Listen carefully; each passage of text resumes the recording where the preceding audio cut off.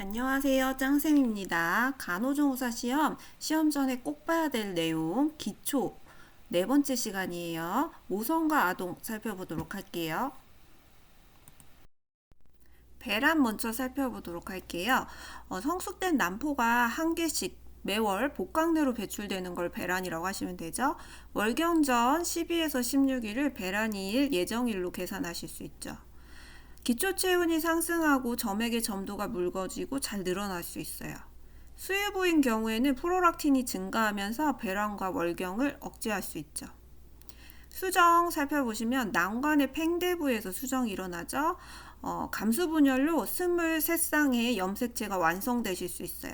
22쌍의 상염색체와 1쌍의 성염색체다 해주시면 되겠죠. 임신의 신체 변화 살펴보시면 세 가지 불편감이다 하면은 빈뇨, 변비, 요통이 되실 수 있죠. 빈뇨는 특히나 자궁이 커지면서 방광을 눌렸을 때 나타나는데 초기와 말기에 심하고 중기에는 자궁이 배꼽 위로 올라가기 때문에 증상이 경감될 수 있어요. 변비는 프로게스테론이 증가하면서 장운동이 떨어져서 나타나실 수 있죠. 유방은 임신 8주부터 변화가 생기고 커지고 착색과 짙어짐이 나타나실 수 있죠. 심혈관계는 체위성 저혈압과 심박출량이 증가하실 수 있고요. 빈혈은 임신 32주부터 34주의 최고치로 나타나실 수 있는데 혈장이 늘어나면서 상대적인 빈혈이다 해주시면 돼요. 복식호흡을 하실 수 있고 짧은 호흡을 하는 것도 특징이죠. 임신 4개월부터 한 달에 2kg씩 체중이 증가되실 수 있고 전체는 11에서 12kg가 증가하는 게 이제 정상적인 부분이죠. 임신 말기에 정맥류도 나타날 수 있는데 이때는 골반고이 자세, 취침 시에 다리 올리는 자세 취해주시고 탄력 스타킹이나 가벼운 운동, 낮은 신발 도움이 될 수 있죠.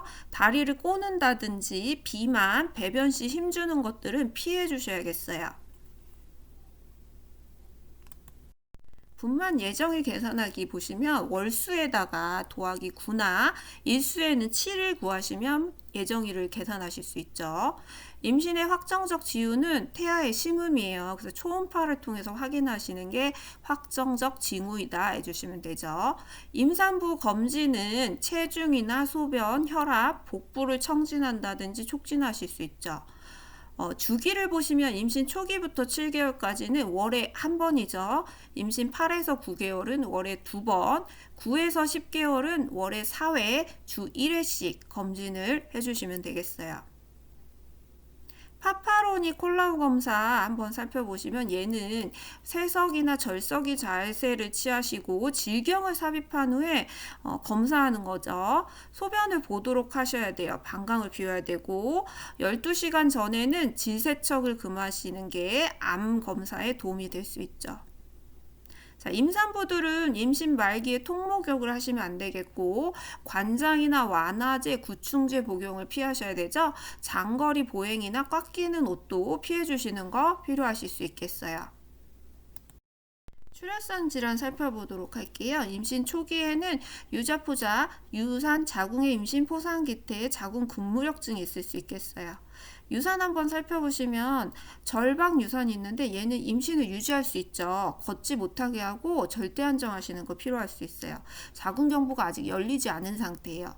절박 유산을 유지하다가 심한 경우에 불가피 유산으로 진행이 될 수 있죠. 불가피 유산은 자궁경부가 열려서 통증과 과다한 질출혈이 발생할 수 있어요.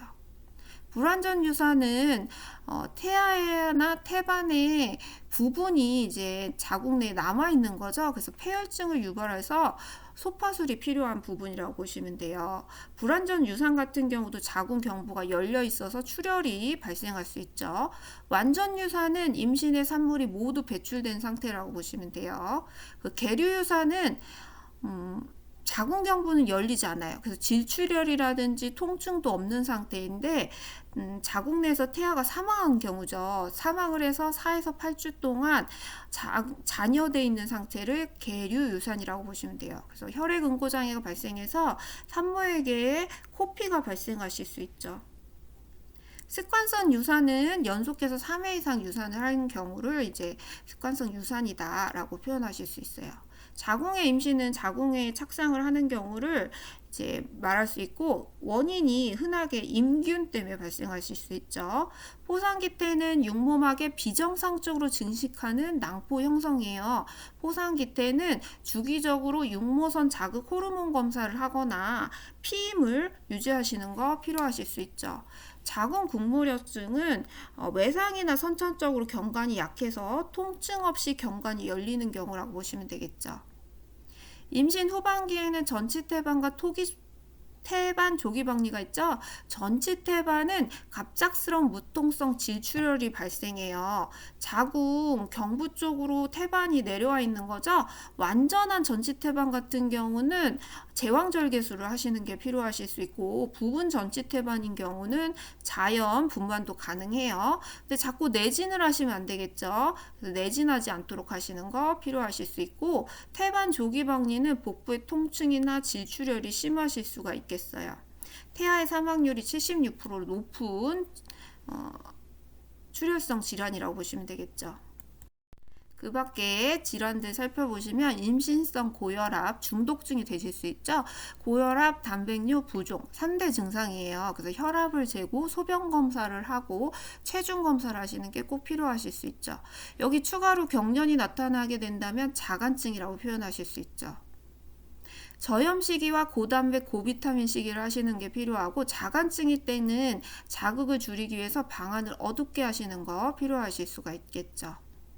임신성 당뇨병인 경우는 태아 거부증이 나타날 수 있고, 품지는 임신 초기에 수직 감염이 돼서 백내장이나 심장기형 귀머거리 같이 아이에게 질환을 유발할 수 있죠. 외독 같은 경우는 임신 후기에 수직 감염이 돼요. 16에서 20주. 그래서 초기에 발견했다면 치료도 가능하신 부분이라고 보실 수 있죠. 태아의 부속물 살펴볼까요? 태반. 임신 3개월에 완성이 되죠. 500g 정도 되고요. 태아로부터 모체로 신진대사와 노폐물을 내보내고, 모체로부터 태아로 산소와 영양분을 공급하는 역할을 하죠. 제대는 혈관이라고 보시면 되겠죠. 제대 동맥 2개와 제대 정맥 하나가 있어요. 제대 동맥에는 정맥혈이 흐르고, 대제 정맥에는 동맥혈이 흐르죠. 혈액과 영양분, 노폐물을 옮겨주는 기능을 하실 수 있어요. 양수는 외부 자극으로부터 태아를 보호하고, 태아의 움직임을 자유롭게 하고, 유착을 방지하고, 태아에게 균일한 체온을 유지하고, 분만 시에 산도를 깨끗하게 하는 역할을 할 수 있죠. 분만 시에 양수색이 검거나 악록색이다 할 경우에는 이제 저산소증의 증상이라고 보시면 되죠. 태아가 산소 결핍으로 스트레스 시에 항문 조인근이 이완돼서 양순의 태변이 배설되면 양수색이 검거나 암록색으로 보이실 수 있겠어요. 태아의 성장 지연 4가지도 골라보시면 갑상선 호르몬 결핍인 크렌티병이 대표적이고요. 흡연 시에도 태반의 순환이 감소돼서 성장 지연이 나타날 수 있죠. 그리고 알코올 섭취라든지 마약 중독, 엽산의 부족도 성장 지연이 나타날 수 있죠. 분만에 대해서 살펴보도록 할게요. 분만 일기는 개국이라고 하죠. 규칙적인 자궁 수축이 일어나는 시기고, 자궁경관이 열리는 시기이기도 하죠. 그래서 10cm가 열릴 때 초산부인 경우는 분만실로 옮기시는 게 필요하실 수가 있고, 경산부는 자궁경관이 6에서 8cm 정도 개대됐을 때 분만실로 옮기시는 게 필요해요. 이때 분만 일기에는 태아의 심음을 관찰하거나 복압을 올리는 행위를 금하시고 목욕하지 않도록 하고, 초기에는 관장하시는 것도 필요하실 수가 있겠죠. 분만 2기는 태아의 만출기라고 보시면 되겠죠. 그래서 이때는 복압을 최대한 올리셔야 되고, 회음부의 열상을 방지하기 위해서 절개를 하실 수가 있어요. 그 신생아가 나오는 시기이기 때문에 신생아 간호를 신경 써 주셔야겠죠. 분만 3기는 태반의 만출기로 산도의 열상이나 출혈을 확인하시고 방광 팽만이 있는지 확인해 주셔야겠죠. 분만 4기는 회복기예요. 분만 첫 한두 시간을 말하고 오로라든지 방광 팽만 여부를 확인을 해주셔야 돼요. 분만 후에 6시간 동안 배뇨를 못하는 경우는 도뇨를 시행해 주시는 거 필요할 수 있죠. 산욕기도 살펴보시면 6에서 8주까지를 이제 산욕기라고 보실 수가 있겠죠. 이때는 수유부와 초산부가 산욕기가 짧다, 회복이 빨리 된다라고 보시면 되겠죠. 그리고 산후통. 이 일주일 정도 아랫배가 계속 아픈 거를 산후통이라고 보시는데 자궁수축을 많이 하는 사람들이 산후통이 심하실 수 있죠. 초산부보다는 경산부가 통증이 심하고 수유부와 비수유 중에는 수유부가 통증이 심하다 기억해 주셔야겠어요. 그리고 산욕기 동안 오로가 계속 배출이 되죠. 오로는 알칼리성 질 분비물로 불쾌한 냄새가 난다면 감염을 의심하실 수 있죠. 적색 오로는 3일까지, 갈색 오로는 10일까지, 백색 오로는 3주까지 색깔이 변화되실 수가 있어요. 자궁수축이 잘 될 때 오로 배출이 잘 되는 거죠. 그래서 자궁수축을 원활하게 하기 위해서는 빨리 걷는 조기 이상 그리고 모유수유를 할 때 자궁수축이 더 잘 되실 수 있죠. 분만 후에는 이제 이렇게 걷는 운동들을 권하시는 게 혈전을 예방할 수도 있고 아까 같이 자궁수축도 도와주실 수 있죠. 요실금을 예방하기 위해서 이때 케겔 운동을 잘 해주시는 거 필요하고 산후에 24시간이 지났는데 구강 체온이 계속 38도 이상으로 체크된다. 이때는 산후 감염을 의심하실 수 있죠. 성생활은 산욕기가 지난 후에, 통목욕도 산욕기가 지난 후에 6주 이후에 시행하시는 게 필요하실 수 있죠. 다음으로는 유방간호인데요. 유방우려이 분만 후 3일부터 나타나실 수 있죠. 유륜이 단단해지고 열감과 통증이 나타나실 수 있어요. 이때 자주 모유수유를 격려하시고 부드럽게 유방을 마사지하거나 더움 찜질을 하시고 너무 자극을 주지 않도록 하시는 거 필요하실 수 있어요. 다음으로는 유두 균열이 나타날 수 있죠. 이때는 24시간에서 48시간 동안은 수유를 금해 주셔야 돼요. 수유를 금하는 동안에도 3시간마다 젖을 짜는 건 계속 해주셔야 되죠. 비타민 A나 D 연고를 발라줄 수 있다라고 하시면 돼요. 비수유부인 경우에는 유방 우려 시에 유방을 탄력붕대로 꽉 감아주거나 얼음 찜질을 하고 젖을 짜지 않도록 하시는 거 필요하실 수 있죠. 유두간호에서는 분만 후에는 비누를 이용해서 유두를 닦아주시면 안 되겠죠. 모유수유는 경제적이고 소화가 잘 되고 일정한 온도를 유지할 수 있고 모체와 애착을 형성할 수 있기 때문에 초기에는 모유수유를 하시는 게 필요하실 수가 있겠죠. 아동 살펴보도록 할게요. 성장이에요. 성장은 예측이 가능하고 일관적인 패턴이 있어요. 머리에서 다리 방향, 중심에서 말초, 대근육에서 소근육, 전체에서 부분, 일반적인 것에서 특수적인 것, 일정한 방향을 가지고 성장을 하고 성장의 가장 빠른 시기는 영아기와 청소년기가 되시겠어요. 에릭슨의 발달 과업을 보시면 영아는 신뢰 대 불신이죠. 유아는 자율 대 수치예요. 학년 전기는 주도성 대 죄책감이 되실 수 있죠. 출생 후에 3, 4일이 되면 출생 시 체중의 5에서 10%가 감소되죠? 얘는 생리적인 체중 감소라고 보시면 돼요. 모체로부터 호르몬이 감소되고 대소변을 배출하면서 정상적으로 감소될 수 있고 바로 회복이 되실 수 있죠. 소천문, 대천문이 있는데요. 소천문은 6에서 8주에 폐쇄가 되고 대천문은 12에서 18개월에 폐쇄가 되죠. 대변 가리는 시기와 겹치기 때문에 대변을 가리는 12에서 18개월에 대천문이 닫혀 해주시면 되겠어요. 신장은 1년이 되면 1.5배가 되고요. 체중은 1년이 되면 3배가 되고 3개월일 때는 출생 시 체중의 2배가 되실 수 있겠어요. 활력중 후 신생아는 기억을 해주셔야 되죠. 체온은 36에서 37.5도, 직장이나 애과로 체온을 재실 수 있고요. 호흡은 30에서 60회가 되시겠고 복식 호흡을 하죠. 맥박은 120회에서 140회가 정상으로 보시면 되겠어요.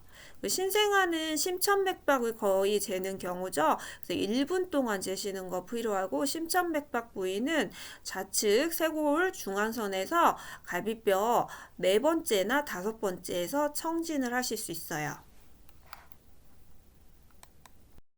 신생아 출생 직후 간호 살펴보시면 기도 유지가 1번으로 해주셔야 되죠. 그 밖에 뭐 감염 방지, 체온 유지, 목욕하기, 비타민 K 주사하기 하실 수 있죠.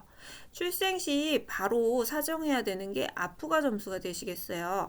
아프가 점수는 출생 후 1분, 5분 두 차례 측정을 하시고 10점 만점에 7점 이상일 때 정상으로 보시면 되겠죠. 심박동수, 호흡 상태, 근긴장도, 반사 상태, 피부 색깔 5가지 항목을 측정하실 수 있어요. 신생아의 특징을 살펴보시면 생후 24시간 이내 황달이 나타난 거는 용혈성 황달이기 때문에 병적 상태라고 보시면 되죠. 바로 보고를 해야 되는 상황이라고 보시면 돼요. 이때 광선요법이라든지 제대정맥을 통한 교환 수혈을 하실 수 있죠. 신생아 황달이 분만 후 72시간 이후에 발생한 거는 정상적인 황달일로 볼 수 있기 때문에 특별한 치료가 필요 없이 지켜보시는 거 필요할 수 있어요. 태변은 암록색이고 출생 후 24시간 이내에 태변을 배출하죠. 이게 24시간 이내에 태변이 나오지 않았다면 무항문을 의심해 보실 수 있죠. 그 다음에 4일에서 14일 동안 나오는 대변을 이행변이라고 하시면 되겠어요. 체온 조절이 미숙하기 때문에 체온을 잘 관찰해 주셔야 되는데 신생아인 경우에는 체중에 비해 체표 면적이 크기 때문에 체온 조절이 어렵다라고 보시면 돼요. 대변과 소변은 이제 가리는 시기가 대변은 12에서 18개월, 소변은 18에서 24개월이 되는 거죠. 성격 형성에 영향을 주기 때문에 너무 엄격하게 훈련을 하실 필요는 없으시죠. 신생아 간호는 방의 온도는 22에서 26%, 습도는 55에서 65%예요. 가장 중요한 건 뭐냐 하면 호흡이죠. 기도 유지, 머리를 낮추고 고개를 옆으로 돌려서 점액을 배출하는 거 필요할 수 있어요. 제대는 6에서 10일 정도면 탈락하기 때문에 알코올로 매일 소독해 주시는 거 필요해요. 광선 치료가 필요한 아이들 같은 경우는 안대를 꼭 착용해 주셔야 되죠. 각막의 손상을 예방하기 위해서예요. 고체온증을 관찰하시는 것도 필요하고 옷은 벗기고 기저귀는 착용하시고 체위 변경을 자주 하는 거 필요하실 수 있어요. 산도를 통해서 감염되는 인균성 안염을 예방하기 위해서는 질산은을 점적하실 수 있고 간 기능이 미숙해서 출혈성 질환을 예방하기 위해서 비타민 K를 투여하실 수 있어요. 신생아 목욕 같은 경우는 2.5kg가 넘어야지 통목욕이 가능하고 수유 전에 목욕을 해주셔야 되죠. 물의 온도는 팔꿈치를 담가봐서 확인을 하실 수가 있고요. 머리에서 발 쪽으로 씻겨주시고 5에서 10분 정도 목욕을 해야 되며 온도는 40도 내외이죠. 같은 시간에 목욕을 하시면 좋을 수 있고 태지는 문질러서 닦지 않아요. 일광욕이 필요한 아이들 같은 경우는 오전 11시 이전이나 오후 3시 이후에 하셔야지 이 비타민 D 합성이 잘 되실 수 있죠. 수유 후에 트림을 꼭 해주시고 인공 수유일 때는 기저귀를 꼭 확인하시고 수유를 하시는 거 필요하실 수 있겠어요. 신생아 반사를 살펴보시면 모로 반사가 태어났을 때 나타나지 않는다면 뇌 손상 여부를 확인하시는 거 필요할 수 있죠. 자연적으로라면 3에서 4개월에 소실될 수 있어요. 바빈스키 반사는 발바닥 외면에 자극을 줬을 때 발바닥을 폈다가 다시 오므리는 반사죠. 가장 나중에 소실이 돼요. 6에서 12개월에 소실이 되죠. 고위험 신생아 살펴보시면 미숙아하고 과숙아가 있어요. 37주 이전에 출생한 애들을 미숙아, 42주가 지나서 출생한 아이들을 과숙아라고 보시면 되겠죠. 미숙아는 솜털이 많고 태지가 거의 없고 반사 반응이 좀 미약한 게 특징이에요. 피부는 좀 적색이나 분홍색을 띠고 손바닥, 발바닥에 주름이 적은 게 특징이라고 보실 수 있죠. 과수가는 솜털이 거의 없고 태지가 부족하고 머리카락이 풍성한 게 특징이라고 볼 수 있죠. 보육기를 보시면 미숙아들이 보육기에 들어갈 수 있죠. 보온을 하고 가습하고 공기를 여과하고 저농도의 산소도 투약할 수 있는 기계라고 보시면 돼요. 온도는 30에서 32도, 산소는 30에서 40%, 습도는 55에서 65%를 유지하시면 좋죠.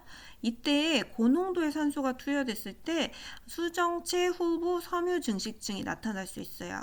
신생아의 실명의 주 원인이 될 수 있죠. 고농도의 산소를 투여했을 때 발생하는 장애라고 보시면 돼요. 미숙아 같은 경우는 또 폐가 미성숙할 수 있죠. 폐포의 계면활성체가 결여돼서 초자 양막증이 나타날 수 있어요. 호흡곤란 증상이 나타나는 거죠. 태아 저가구증은 엄마가 RH 마이너스고 아기와 아빠가 RH 플러스일 때 용혈 현상이 생기는 거예요. 둘째 아이부터 나타날 수 있죠. 이걸 예방하기 위해서 로감 주사를 모체가 맞거나 신생아 교환 수혈을 하실 수가 있겠죠. 수면 시간은 생후 3개월일 때는 18시간에서 20시간을 자고요. 생후 3개월이 됐을 때 하루에 16시간을 자면서 밤에 깨지 않고 잘 수 있게 되겠어요. 그리고 생후 6개월이 되면 낮잠과 밤잠으로 나눠서 수면을 취하실 수 있죠. 이유식은 모체로 받은 철분이 떨어질 때 시작을 하시는 게 필요해서 6개월에서 12개월 사이에 이유식을 하시면 좋죠. 곡물, 고기, 야채, 과일 순서대로 식재료를 추가해 주시면 좋고요. 추가하실 때는 4에서 5일 간격을 주고 추가하시는 게 필요하죠. 이유식을 먼저 먹이고 뒤에 수유를 하시는 거 필요할 수 있어요. 발달 단계 보시면 3개월일 때는 목을 가누고요. 4개월 때는 뒤집고 6개월 때는 앉기도 하고 낯가림을 심하게 하는 시기예요. 7에서 9개월은 기기 시작하고 8에서 9개월에는 뭔가를 잡죠? 칫솔이라든지 이런 걸 잡으실 수 있어요. 10개월에는 서고 12개월에는 걷고 18개월에는 장난감 같은 걸 끌 수 있게 되겠어요. 예방접종도 살펴볼게요. 제일 먼저 맞는 접종은 B형 간염이 되시겠어요. 허벅지에 외측 광근에 접종을 하실 수 있죠. 0, 1, 6개월에 3차례에 거쳐서 접종을 하실 수 있어요. 결핵 BCG는 생후 4주 이내에 접종을 하고 산모가 감염이 됐을 시에는 출생 직후에 바로 접종하시는 거 필요하실 수 있어요. 2, 4, 6개월에 접종하는 거는 폴리오, 폐렴규균, 내수막염, DPT가 되시겠죠. DPT는 디프테리아, 파상풍, 백일해 세 가지 질병을 예방하실 수 있죠. 수두와 MMR은 12에서 15개월에 접종하실 수 있고 이때 홍역이 유행하는 경우에는 12개월 전에라도 접종이 가능하세요. 일본 내염은 12에서 36개월에 접종하실 수 있죠. 예방접종하실 때 지켜야 될 것들은 전날 목욕을 하시고 주 양육자가 방문을 하시는 게 좋죠. 아기 수첩을 가지고 가고 방문 전에 체온을 측정해 와서 고열이 있을 때는 미루시는 게 필요할 수 있어요. 접종 당일에는 목욕을 금하시고 오전에 접종하고 접종 후에는 30분 정도 병원에서 상태를 관찰한 후에 귀가하시는 게 필요할 수 있어요. 구강위생 살펴보시면 유치가 나오는 6개월부터 시작을 해주시고 젖은 수건이나 부드러운 칫솔로 닦아주시는 거 필요할 수 있죠. 과일이나 야채는 격려해 주시는 게 좋아요. 타액을 증진시킬 수 있어요. 영유아 검진, 구강 검진은 18에서 29개월에 처음 실시하실 수 있어요.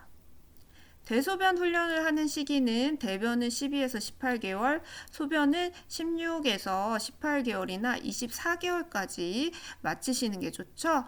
성격 형성에 영향을 주기 때문에 너무 강압적으로 하지 않는 거 필요하실 수 있어요. 유아의 특성을 살펴보시면 퇴행이 나타나죠. 그리고 분리불안, 분노 발작이 나타날 수 있어요. 주의를 끌기 위해서 분노 발작을 하는 경우가 많기 때문에 무시하시고 아이를 관찰하는 거 필요하실 수 있어요. 야뇨증이나 거절증이 생기고 고집이 생기고 낙상사고가 많이 발생할 수 있어요. 시력이 발달했지만 깊이를 인식하는 부분이 부족해서 사고라든지 낙상이 발생할 수 있죠. 자기중심적이고 무랄론적인 사고를 가지고 있어서 모든 사물이 이제 생명이 인격이 있다라고 보시는 시기가 유아의 특성이라고 보시면 되겠어요. 입원 하나 간호 살펴보시면 입원 하나의 가장 큰 스트레스는 부모와의 격리로부터 오는 불안에서 발생하실 수 있죠. 고열 화나 보시면 탈수 증상을 확인하시고 뭐 얼음찜질이나 미온수 마사지, 옷을 벗긴다든지 하는 것들 시행하실 수 있죠. 미온수 마사지는 체온보다 2도 낮은 물로 닦아주시는데 복부를 제외하고 닦아주셔야 되죠. 이런 처치 후에는 30분 후에 체온을 측정하시는 거 필요할 수 있어요. 만성 설사 아동도 수분 전해질을 우선 공급하고 탈수 증상을 관찰하시는 거 필요할 수 있어요. 그리고 변기 사용 전에 손을 깨끗이 씻으시고 피부 간호도 신경 써주시는 거 필요할 수 있죠. 고열과 설사 아동들은 탈수가 발생할 수 있는데 탈수의 증상은 저혈압, 빈맥, 호흡 증가, 구강의 점막의 감소, 피부 긴장도 감소, 핍뇨, 요비중의 증가, 체온이 상승할 수 있어요. 경련이 나타나는 환아인 경우는 꽉 조이는 것들을 풀어주고 자극을 줄이기 위해서 병실을 어둡고 조용하게 유지하시고 위험한 물건을 치워주시는 거 필요해요. 그래서 환아를 이동하기보다는 주변을 치우는 게 필요하실 수 있죠. 그리고 보호대라든지 마사지는 금해주시는 거 필요하겠어요. 소아는 중이염이 또 잘 걸리는데 원인이 유스타키오간, 이관이라고 하죠. 3세까지는 넓고 짧고 곱기 때문에 코에 있는 염증이라든지 이런 게 귀로 넘어가서 중이염이 걸릴 수 있죠. 수유의 자세가 낮은 경우에도 발생할 수 있어요. 중이염이 있는 경우는 고막 체온을 재지 않고 아프지 않은 쪽으로 돌아 누우시는 거 필요할 수 있죠. 삼출성 중이염이라면 반대로 아픈 기가 아래로 가게 누워주시는 거 필요할 수 있어요. 주의력 결핍 과잉 행동 장애인 경우에는 행동에 대한 분명한 지침을 주고 일관성 있는 태도와 긍정적인 격려를 해주시는 거 필요하실 수 있어요. 파상풍 아동은 호흡근 마비가 올 수 있기 때문에 호흡을 관찰하시고 방지하기 위한 노력을 기울이셔야겠죠. 그리고 하나인 경우에는 투약을 하실 수 있는데 유아 투약 시에 주의할 점들을 살펴보시면 가능한 점적기를 사용하고 본인이 먹는 게 바람직하죠. 상체를 올리고 투약해야지 질식 위험을 줄이실 수 있고요. 쓴 약을 뭐 달다 이런 식으로 속이시면 안 되시겠어요. 투약 직후 토하는 경우가 발생할 수 있는데 직후 토했을 때는 10분 후에 다시 투약을 해주시는 게 필요하고요. 20분에서 30분 후에 토한 경우에는 흡수가 된 걸로 간주를 하시고 다시 투약하지 않는 게 필요하실 수 있겠어요.